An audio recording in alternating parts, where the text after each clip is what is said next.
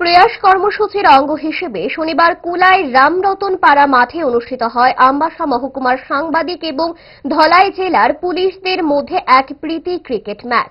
অনুষ্ঠানে উদ্বোধক হিসেবে উপস্থিত ছিলেন ধলাই জেলার পুলিশ সুপার মিহির লাল দাস, অতিরিক্ত পুলিশ সুপার মানবেন্দ্র চৌধুরী, আমবাসা থানার ওসি নন্দন দাস সহ অন্যান্যরা।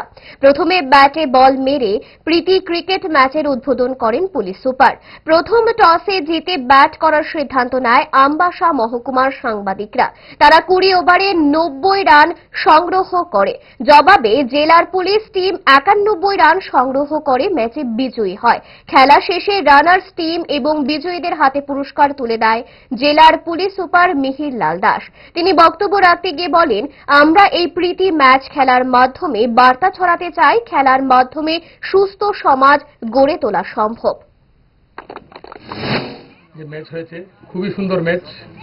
আমরা এই ক্রিকেটের যে প্রীতি ম্যাচ তার মাধ্যমে বার্তা ছড়াতে চাই শান্তি সম্প্রীতির, এবং এটাও বোঝাতে চাই যে খেলার মাধ্যমেই একটা সুস্থ সুন্দর জীবন গড়ে তোলা যায়।